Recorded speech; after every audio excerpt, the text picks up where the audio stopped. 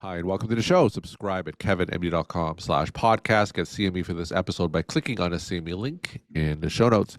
Today, we welcome Ketan Kulkarni. He's a physician entrepreneur. Today's KevinMD article is Breaking Free, Healthcare Workers Pursuing Purpose-Driven Careers. Ketan, welcome back to the show. Thank you so much, Kevin. It's always a pleasure and so glad to be here today. So, Ketan has been on about a year ago. Go to kevinmd.com/podcast to hear his story and prior episode. But today, let's jump right into your most recent Kevin MD article, Breaking Free, Healthcare Workers Pursuing Purpose-Driven Careers. Tell us about this article.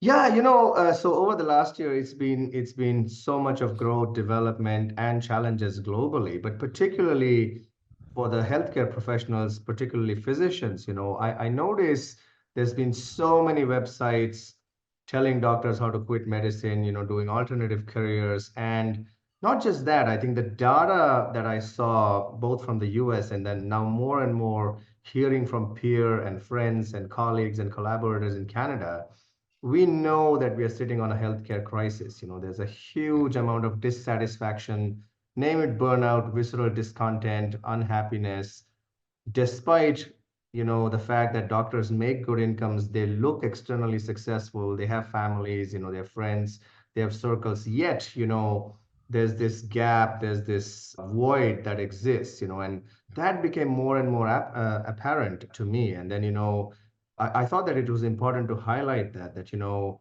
part of the solution is that we do need to understand the true definition of success. We talked a little bit about that last time, but also to highlight that our journeys are equally important as the destination, right? We cannot imagine some hypothetical future that we'd be happy when retired or whatever else it is. I think the pathway we are following, the intentional, purpose-driven careers that we need to follow is as important as that. And then that is the gist of our new novel, second novel, which we published in the traditional way. It's called Soar, A Soul's Quest. Soar, we truly believe that everybody has a soar in them. Soar is this eagle with anthropometric qualities that undergoes a transformative, life-changing journey after a major event in their homestead. So the point is that we don't need to wait for a major event like burnout or some sort of loss of a friend or family or some career problem or a health issue to start that journey. We want to really highlight that we have a soul in us, we need to nurture it, we need to have the intention, identify our authentic self, and then embark on the journey, right? So I thought the article came out as a calling more than anything else. So, tell us about that gap you said. Doctors may seem externally successful, but perhaps inside less so. What are you hearing from your colleagues that really illustrates that point? Yeah, and I'll quote so many of friends and colleagues. A lot of people say, "Oh, I work too many hours." That's a common thing that comes through. Yeah. A lot of people also say, "I've got good income or great income, but I don't have the time or the freedom to sort of go wherever I want." Yeah. That's important. The stress level at the job is high, I think, for most people. The academic demands and career demands are high. People moving towards a little bit of more holistic approach. A lot of people don't seem to have enough time for their friends, Yeah. family, and loved ones. They're not able to pursue their hobbies. They're not able to pursue their acting career or music career or writing career, whatever else there is. And, for good or for bad, we live in this capitalistic, achievement driven culture where we hinge our success parameters on extrinsic success that, I'll be a full professor when I have 100 papers. I'll be happy when Yeah. I've built so much for my clinic. When I have 2,000 patients in my practice, I'll be happy, or whatever the external goal yardsticks are. But there's somewhere a mismatch. I rarely see people asking, do you feel happy? Do you feel that you're intentionally Yeah. driving your career? Do you feel that you're doing everything you can to make some progress in all aspects of your life?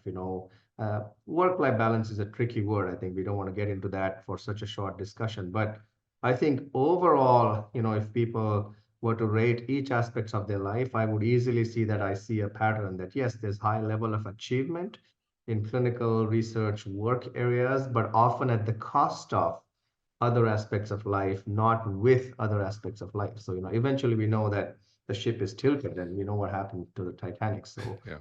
We don't want to be there. And So when and you you know, I think why this is important, I feel, is because not everybody can leave medicine, right? I mean, we need a healthy, capable, well-trained, sure. powerful workforce to care for our populations, and that is just an essential. So I don't see this as an escapist solution. I think that we're going to have to make well-being, as part of the curriculum, start from the get-go and really have that culture shift that, we are able to be well, healthy, well, and alive so that we do the best for our patients and everywhere else in our lives. So when these physicians come to you in scenarios like these, how are you coaching them? What are you telling them the next step is? I think my common single most answer is to get started. That was the Yeah. driving force to write SOAR, that you need to take the one step. Yes, is it difficult? Yes, it's not a one step quick fix solution. A lot of people are asking me, can you tell me in 30 minutes of what to do? Yeah. Sure, I can, but you cannot implement those things in 30 minutes. And, we cannot fix the financial journey for somebody in 30 minutes. We cannot fix their relationships or whatever in 30 minutes. We cannot fix their health in 30 minutes. But equally important is the fact that we can take that first baby step.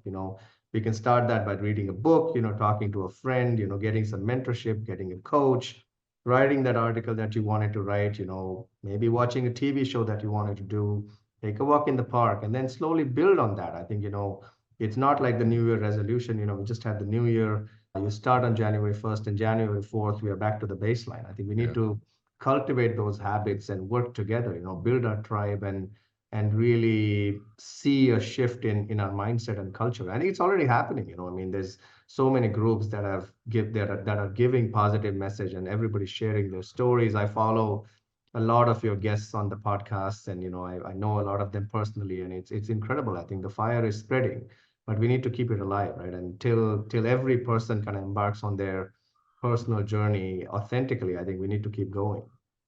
Sometimes we feel that the culture of medicine isn't quite ready yet for that mindset. So if someone implements what you're saying, they may encounter pushback from the traditional medical culture.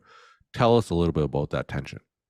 Oh, 100%. I agree 100% with you. I think it's not ready across the globe, not just in North America. But then if not now, then when? I mean, are we going to wait till we just sink, And you're 100% right. But I think the answer is still the same. I think we need to take our first baby step. For example, when we introduced mini financial MBA course, it's freely available online to our med school. We had to do it as a research study because, like you said, it's very difficult to have no Yeah, conflict of yeah, interest. And then when we tried to publish it, it was so interesting that so many medical journals thought that this is a personal issue. It cannot be a medical education issue because, at least in Canada, medical education is subsidized by the government. okay, So we had to really work around it to kind of get that message out there that really, when people become financially literate, it's not going to impact your workforce. It's going to make it better. They look at it as something that should be avoided, and that's one aspect. And then some of the other experiences across the country have been that,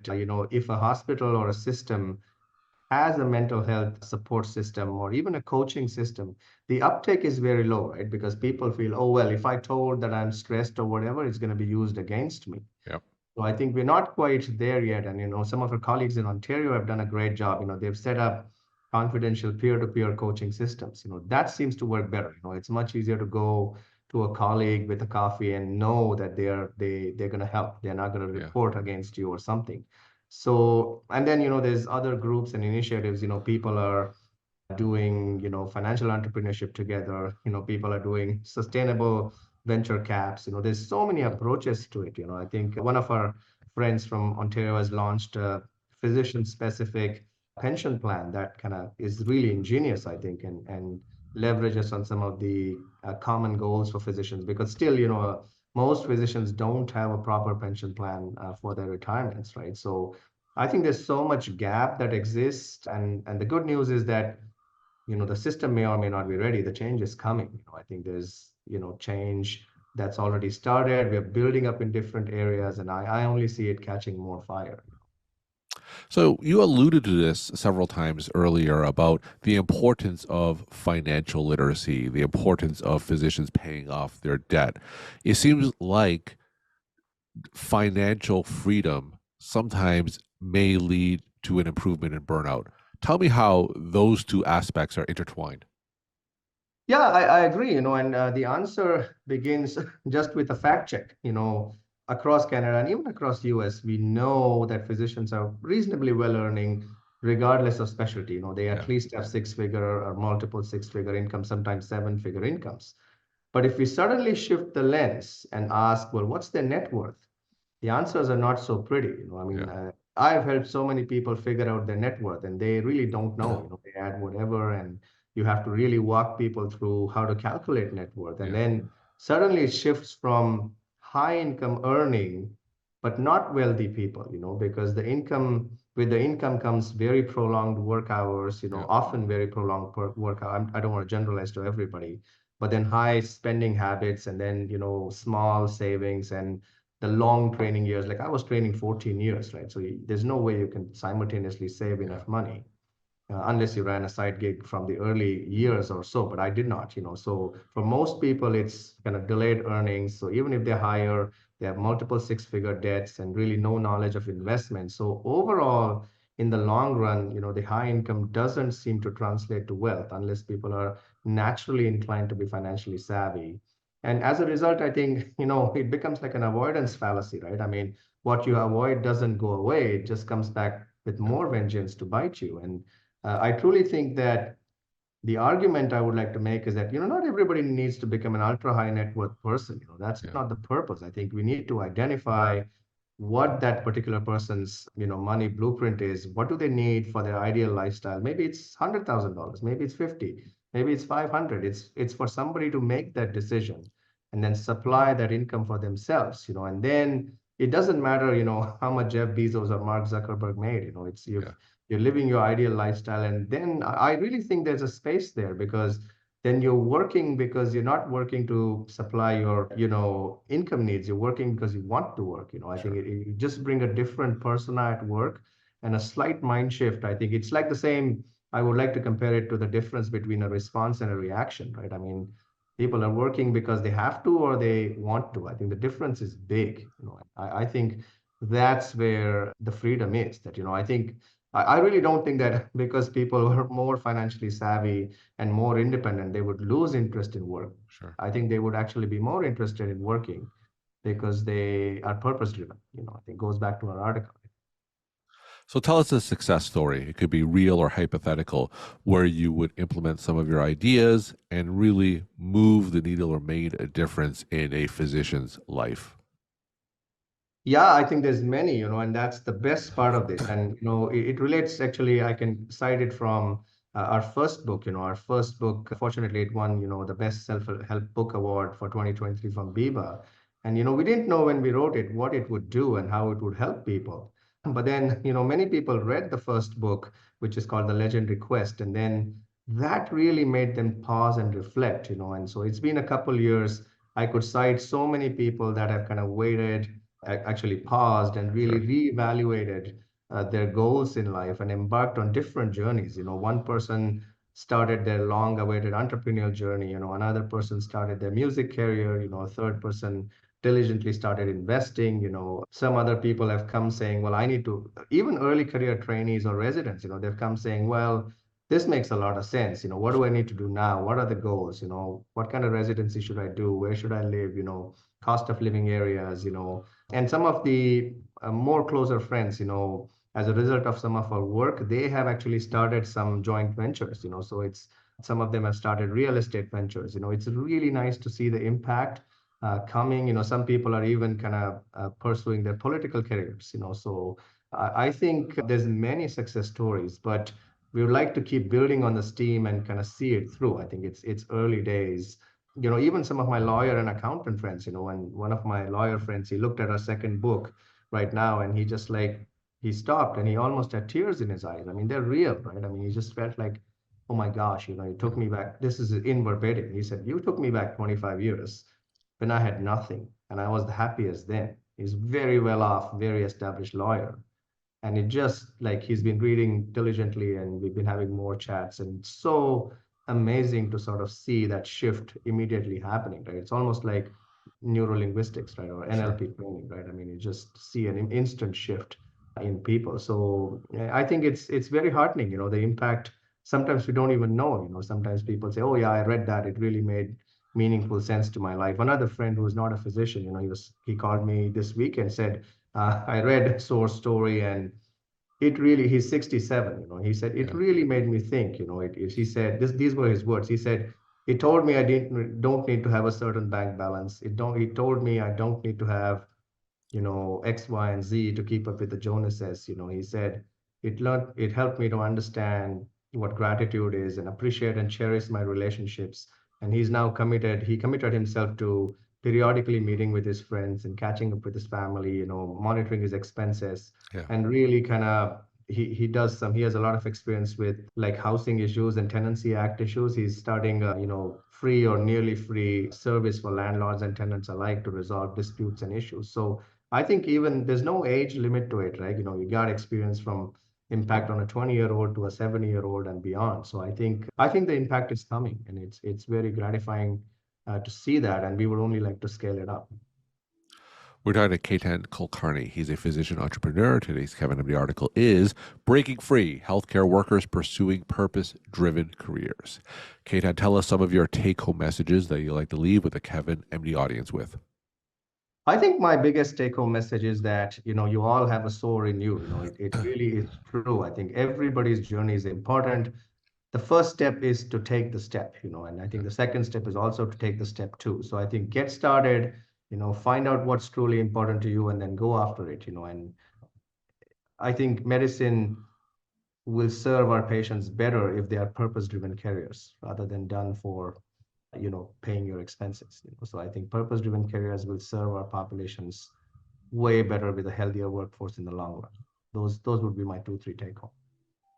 Ketan, thanks again for coming back on the show, sharing your time and insight. Thank you so much for having me.